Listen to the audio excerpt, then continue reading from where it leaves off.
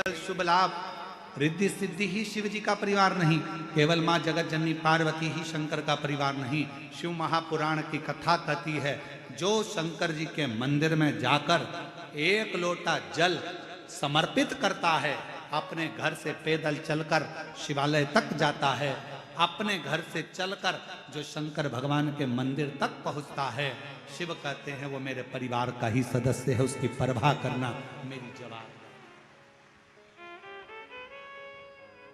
बैठकर पुकार लेता है, शिव उसके दरवाजे तक पहुंचकर उसका कल्याण कर ही देता है। नमः शिवाय का मतलब क्या है? जम के बोलो, नमः शिवाय का मतलब क्या है? शिव जी को नमन करना, प्रणाम करना। ओम नमः शिवाय का मतलब है मैं महादेव को, मैं शिव को संपूर्ण जगत में ओमकार में, जल थल अग्नि आकाश वायु में समाहित शिव को मैं नमन करता हूं। ओम नमः शिवाय का मतलब है शंकर को नमन करना। नमः शिवाय का मतलब है शिव जी को नमन करना। श्री शिवाय नमस्तुभ्यम का मतलब है शंकर भगवान को, गौरी शंकर को, नारायण शंकर को, हर शंकर को मैं नमन करता हूं। श्री शिवाय नमस्तुभ्यम, मैं शिव को नमन करता हूं। नमः शिवाय का मतलब भी शंकर को नमन है, ओम नमः शिवाय का मतलब भी शंकर को नमन है, श्री शिवाय नमस्तुभ्यम का मतलब भी शंकर को नमन है।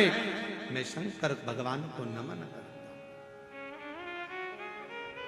और शिवोहम का मतलब है सब में शिव समाया है, सबके भीतर शंकर बसा हुआ सबके। और जिस दिन आपको सबके अंदर शंकर नजर आने लगेगा ना, उस दिन आपके मुख से कभी गलत नहीं निकलेगा। कोई आपको गाली भी बक देगा ना, तो आपके मुख से अपशब्द नहीं निकलेगा। कोई आपको ताना भी दे देगा ना, तो आपके मुख से आड़ा टेढ़ा नहीं निकलेगा। कोई आपको कोस भी देगा, बद्दुआ भी दे देगा, श्राप भी दे देगा ना, तो भी आपके मुख से अपशब्द नहीं निकलेगा। क्यों? क्योंकि शिवो हम, शंकर तुम्हारे भीतर बैठा है ना, तो सब में शिव नजर आता है। तब ऐसा लगेगा शंकर की ही कोई लीला हो रही होगी, शंकर ही कर रहा होगा, शंकर ही करा रहा। हम तो निमित्त हैं। शिवो शिवो हम, शिवो हम, शिवो। किसको गाली दी? मान लो तुम्हारे भीतर शंकर बैठा है, एक बात याद रखना, बहुत बहुत सावधानी का प्रसंग का स्मरण करिएगा। सनकादि ऋषि के चरणों में सनकादि ऋषि की जंघा पर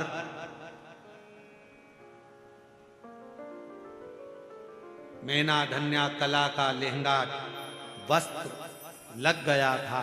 सनकादि ऋषि ने कहा था, ये मेरे शरीर पर चोट नहीं आई है, चोट मेरे भगवान के शरीर पर आई। तो पूछा देवियों ने, मैना धन्या कला ने पूछा।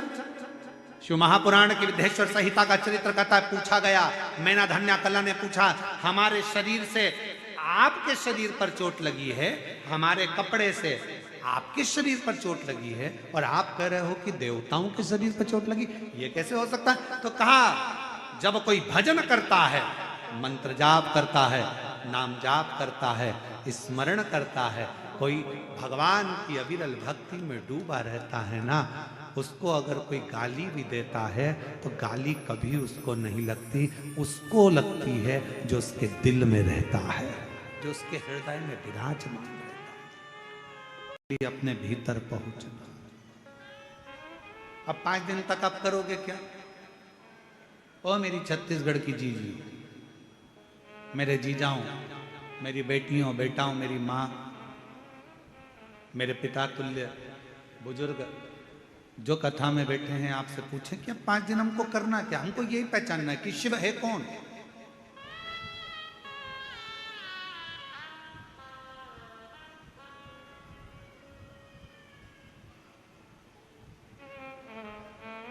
शिव को जानने का प्रयास करना। शिव को पहचानने का प्रयास करना, भगवान शंकर को अपना बनाने का प्रयास करना। और हमने सारी दुनिया की वस्तुओं को संजोया। जो भगवान के निरंतर जाप में, अनुष्ठान में, भजन में, कीर्तन में, स्मरण में डूबा रहता है, उसका जवाब वो शिव भक्त, कोई गाली भी देता है, शिव भक्त जवाब नहीं देता। शंकर का भक्त कभी अपशब्द नहीं कहता, जवाब का इंतजार करता है, क्योंकि देर हो सकती है पर अंधेर नहीं हो सकती। वो एक दिन जवाब सबको देता। और तेरे दरबार की बाबा निराली शान देखी है, तुझे नहीं देखा पर झोली भरी देखी है। मुख दुनिया मोड़े भोले तू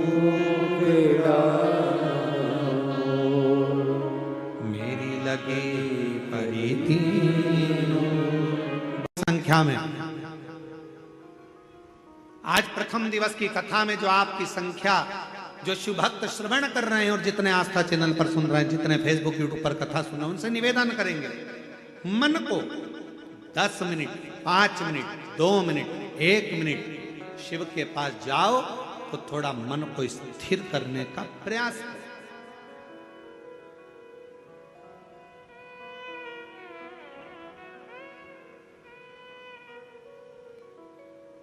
गुरुजी से मिलने जाओ, मन को स्थिर रखो।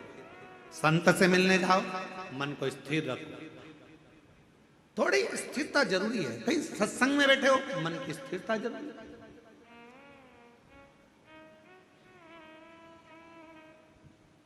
अब पार्वती जी ने प्रश्न करा था कि मनुष्य का जन्म क्यों हुआ, अंत में उसके प्राण छूटे और शिव धाम चले जाए, ऐसा कोई उपाय?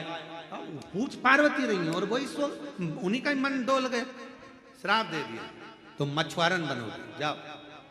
छोटी सी 4 वर्ष की कन्या का रूप धरकर मछुआरों की बस्ती में माँ पार्वती जी आ गई। छोटी सी माँ, सुंदर चोली पहनी है, लहंगा पहनी है, मस्तक पर छोटे से केश के सुंदर सा जूड़ा बंधा है।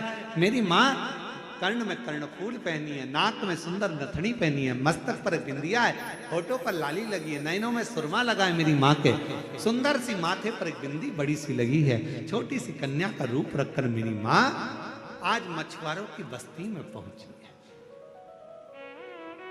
एक मछुआरा जो भगवान शिव की भक्ति में लगा रहता था, भजन में लगा रहता था,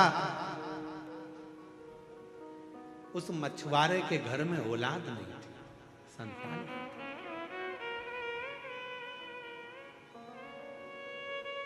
मछुआरा निकल रहा था, बच्ची रो रही थी, विचार करा क्या करा जाए।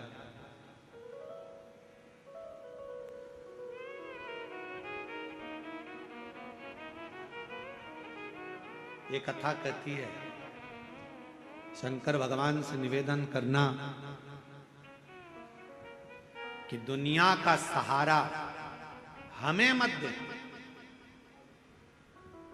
मेरे भोले बाबा से प्रार्थना करना कि दुनिया का सहारा हमें मत देना, पर हमारा हाथ ऐसा थाम लेना मेरे महाकाल कि मैं दुनिया का सहारा बन सकूं, ऐसी कृपा कर देना। आप बनो शिव की कृपा से, शंकर जी की कृपा से, करुणा से, उदारता से। वो चाहेगा जो हो सकता है।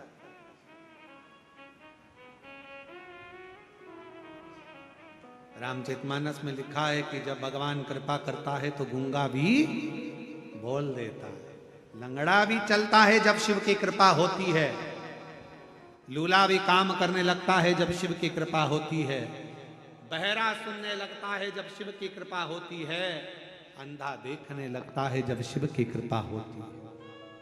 ना उस दिन आपके मुख से कभी गलत नहीं निकलेगा। कोई आपको गाली भी बक देगा ना तो आपके मुख से अपशब्द नहीं निकलेगा। कोई आपको ताना भी दे देगा ना तो आपके मुख से आड़ा टेढ़ा नहीं निकलेगा। कोई आपको कोस भी देगा, बद्दुआ भी दे देगा, श्राप भी दे देगा ना, तो भी आपके मुख से अपशब्द नहीं निकलेगा। क्यों? क्योंकि शिवो हम, शंकर तुम्हारे भीतर बैठा है ना, तो सब में शिव नजर आता है। तब ऐसा लगेगा शंकर की ही कोई लीला हो रही होगी, शंकर ही कर रहा होगा, शंकर ही करा रहा। हम तो निमित्त हैं। शिवो शिवो हम, शिवो हम, शिवो। किसको गाली दी? मान लो तुम्हारे भीतर शंकर बैठा है, एक बात याद रखना, बहुत बहुत सावधानी का प्रसंग का स्मरण करिएगा। सनकादि ऋषि के चरणों में सनकादि ऋषि की जंघा पर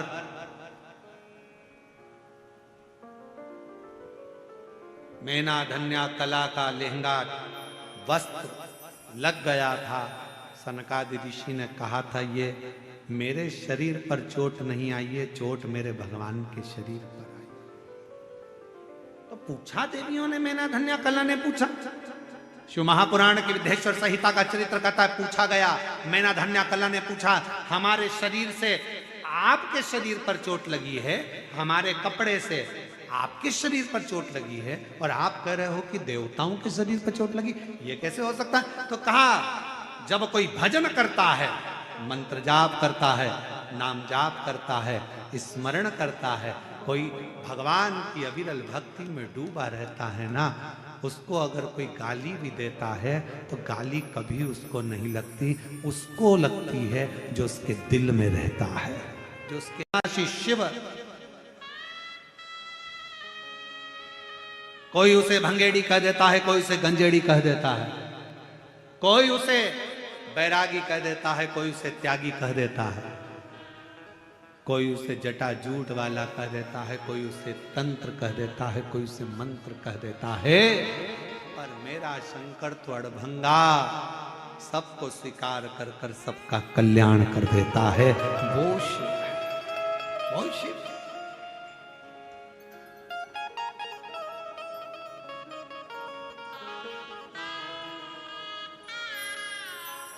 की भक्ति कैलाश सुना लग रहा है। पार्वती जी शिव जी की आराधना कर रही है, एकांत में बैठकर याद कर रही है पार्वती जी शिव को, एकांत में बैठी बस याद कर रही, कोई अनुष्ठान नहीं, कोई पूजन नहीं, पार्वती जी बस बैठी है, क्योंकि मछुआरे की बेटी है, पूजन का विधान नहीं जानती है, निभाना तो पड़ेगा जिसके घर में जन्मी है।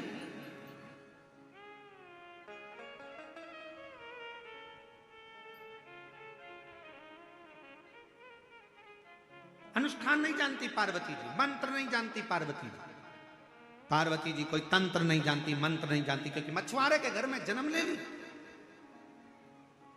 बच्ची का नाम पार्वती रख दिया, बस एक वृक्ष के नीचे मौन होकर बैठ जाती है और स्मरण करती है, शिव को प्रणाम। कभी नमः शिवाय बोलोगे तो शंकर को नमन है, ओम नमः शिवाय बोल रहे हो तो शंकर को नमन है, और श्री शिवाय नमस्तुभ्यम बोल रहे हो तो शंकर को नमन है। जप रही है, प्रणाम कर रही है शिव को। श्री शिवाय नमस्तुभ्यम आप दिन भर बोलते रहते हो, उसका मतलब ही है शंकर को नमन करना, प्रणाम करना, बाबा को प्रणाम, बाबा को प्रणाम। आप बार बार किसी को प्रणाम करिए, बार बार प्रणाम करिए, इतना खुश हो जाता है। बताओ, मेरा नाम लेकर मुझे प्रणाम कर रहा है, बार बार पुकार रहा है, मुझे प्रणाम कर रहा है, भूलता ही नहीं है। हर क्षण सुबह से उठेगा श्री शिवाय नमस्तुभ्यम, प्रणाम कर लिया, दिन में श्री शिवाय नमस्तुभ्यम, रात में श्री शिवाय नमस्तुभ्यम, सुबह से शाम तक कितनी बार प्रणाम करता, कितनी बार।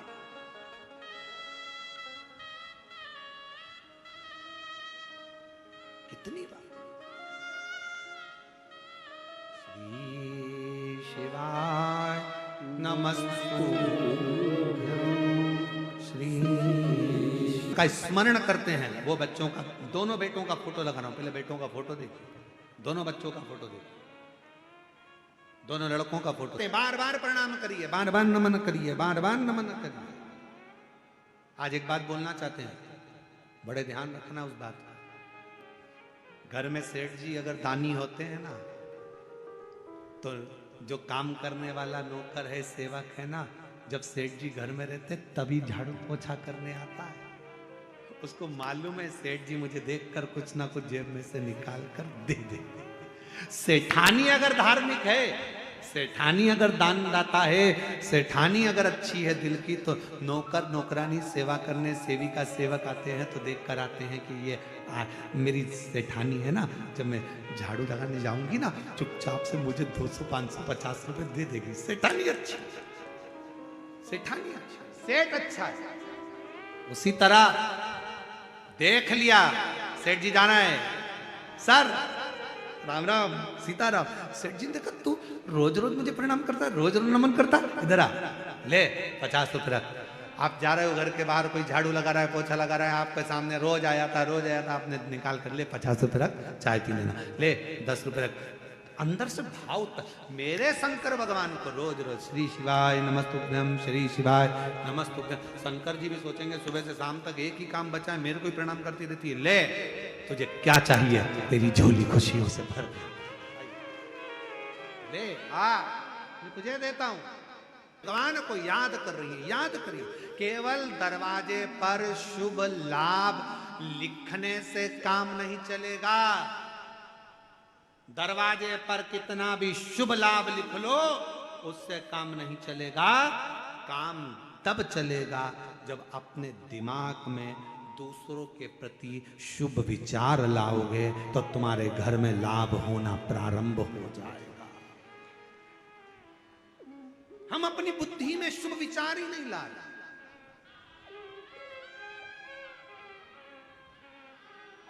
एक महिला बैठी है, कुछ भी करो, पति जी ने स्मरण किया शिव जी का, शिव जी करुणा, शंकर ने करुणा, और क्या करुणा मेरे बाबा ने करी देखिए। शिव जी ने नंदी को भेजा, नंदी कुछ भी करो, पार्वती को कैलाश पर लेकर आओ। वो मुझे याद कर रही है, मुझे स्मरण कर रही है, मैं उसके बिना और वो मेरे बिना नहीं रह सकती। नंदी ने आकर हाल चाल देखे तो पार्वती जी से निवेदन करा, माँ बाबा आपको याद कर रहे हैं, चलिए। पार्वती जी ने कहा, मैं मृत्यु लोक में एक परिवार की बेटी हूं, बेटी अगर ऐसी चली जाएगी तो माँ बाप को कितना सुनना पड़ेगा। अगर घर की बेटी ऐसे चले जावे तो माँ बाप को कितना सुनना पड़ता है। लोग गलत गलत बात कहते हैं, गलत गलत शब्द कहते हैं, मैं ऐसे नहीं जा सकती, मैं ऐसे नहीं जाऊंगी। तो फिर पार्वती जी ने कहा, बाबा भोलेनाथ जी से कहो पृथ्वी पर कैलाश छोड़कर आए, मछुआरों की बस्ती में मेरे साथ पाणी ग्रहण संस्कार करें, मुझे ब्याहें और लेकर जा। पार्वती जी ने जैसे कहा तो नंदी ने कहा, शिव जी यहां आकर तुमको विवाह कर कर कैसे लेकर जाएंगे? तुम तो मछुआरों की बेटी बन गई, क्या शंकर जी मछुआरों के बेटे बनेंगे? मैं नहीं जानता, अब शिव जी जाने और उनकी लीला जाने। और तेरी कृपा का भरोसा कब किस पर हो जाए, जरा सी हम पर कर दो, जरा सी हम पर कर दो। जिस पर भी हो गई तेरी कृपा करुणा वो भव पार हुआ, भव पार हुआ।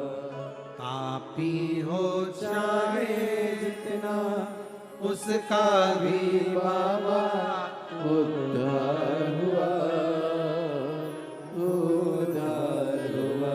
अब सेवा करूं, बाबा का भजन करूं, स्मरण करूं, लगी। शिव जी से जाकर कहो पार्वती जी को बिहाना लेकर जाना। अगर मैं अपना घर छोड़कर भगवान शंकर के धाम जाऊंगी, ऐसे ही चली जाऊंगी, मेरे माता पिता को सुनना पड़ेगा, मेरे माता पिता को शब्द सहन करना पड़ेंगे, मेरे माता पिता को लोगों के बोल सहना पड़ेंगे,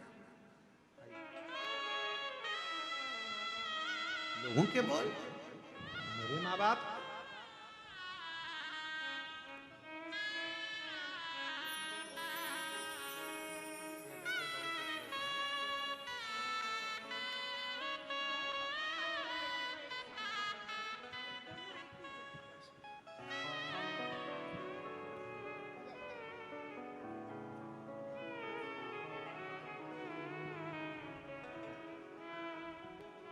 आओ भोले बाबा से कहो। लेकर आ गए, कहा मछुआरे से मैंने पकड़ ली मछली, अब पार्वती को ब्याह दो मेरे साथ। तब मछुआरे ने पार्वती जो मछुआरन का रूप ली थी उनके साथ शिव जी का पाणी ग्रहण संस्कार कर दिया। शिव जी ब्याह कर लिया। एक विश्वास, एक भरोसा, जैसे बिंदुक प्राणों को त्याग दिया, चंचुला ने शिव भक्ति को धारण कर लिया। स्वयं शंकर पार्वती ईश्वर गोरा बनकर शंकर भगवान की पवित्र कथा के यजमान बनकर शंकर पार्वती जाकर उस कथा का लाभ लेते हैं। जोरदार ताली बजाएं, ईश्वर गोरा जी आ रहे हैं। जो बस थोड़ी सी अभिमत्ता दूर हो, थोड़ा सा अभिमान दूर हो, थोड़ा सा अहंकार दूर हो, थोड़ी सी अभिमत्ता दूर होगी, अहंकार दूर होगा, परमात्मा हमारे करीब में आ जाए, शिव हमारे पास में आ जाए।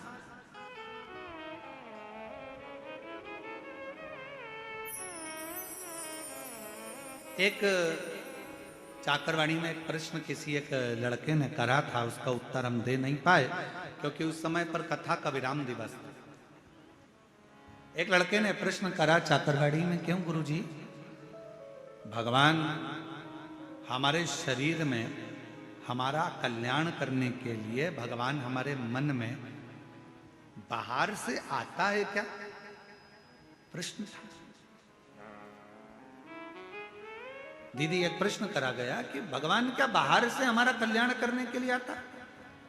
पर शिव महापुराण, शिवोहम शिव महापुराण की कथा कहती है, जैसे पत्थर में चिंगारी अंदर रहती है, लकड़ी में चिंगारी अंदर रहती है, कपड़े में चिंगारी अंदर रहती है, शरीर में चिंगारी अंदर रहती है, उसी तरह जब हमारा जन्म होता है, जन्म से मृत्यु तक हमारा शंकर हमारे हृदय में सदा सदा के लिए विराजमान है। उसको प्रकट नहीं किया जाता, उसको प्राप्त करने के लिए बस भीतर खोज करी जाती है, अपने भीतर उस परमात्मा को संजोया जाता है, उस परमात्मा को खोजा जाता है, अपने भीतर जाया जाता है, थोड़ा सा खोज।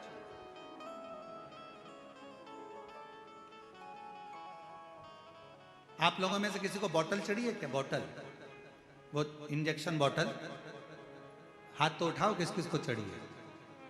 अच्छा, रख लो रख लो, बहुत सारे हो, चलो हम भी हैं तुम्हारे साथ में, ठीक है? ऐसा नहीं कि हमको नहीं चढ़ी, हमें भी चढ़ी। जब माता बड़ी का तब चढ़ी। बोतल चढ़ती है तो वो कंप्यूटर क्या करता है, सिस्टर क्या करती है, नस ढूंढती है। बोलो ढूंढती कि नहीं ढूंढती? यहाँ पर पट्टा बांधेगी एक लपक के, फिर कहेगी मुट्ठी बांधो, और मुट्ठी बांध कर फिर यहाँ नस, फिर देखेगी।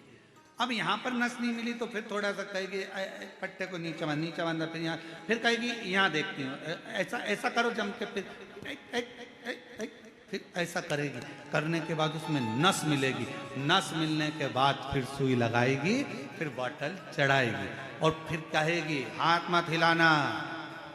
बस शिव महापुराण की कथा भी ये कहती है, परमात्मा जैसे नस हमारे शरीर में है, बस ढूंढने के लिए ठप लगाना पड़ रही है, थोड़ा कसना पड़ रहा है, और हाथ को स्थिर रखना पड़ रहा है। ये तीन चीजें अपने लिए है। परमात्मा नस की तरह हमारे अंदर समाया हुआ है, उसको ढूंढने के लिए अपने को थोड़ा संयमित होना पड़ेगा, थोड़ा काम, लोभ, आसक्ति, वासना, तृष्णा से कसना पड़ेगा कि ये हमारे भीतर प्रवेश ना कर जाए, और उसके बाद फिर थप देना पड़ेगी। कहाँ की? सत्संग की थप लगाओ, फिर हाथ को स्थिर कर लो, परमात्मा प्राप्त हो जाए। परमात्मा आ जाओ बेटा।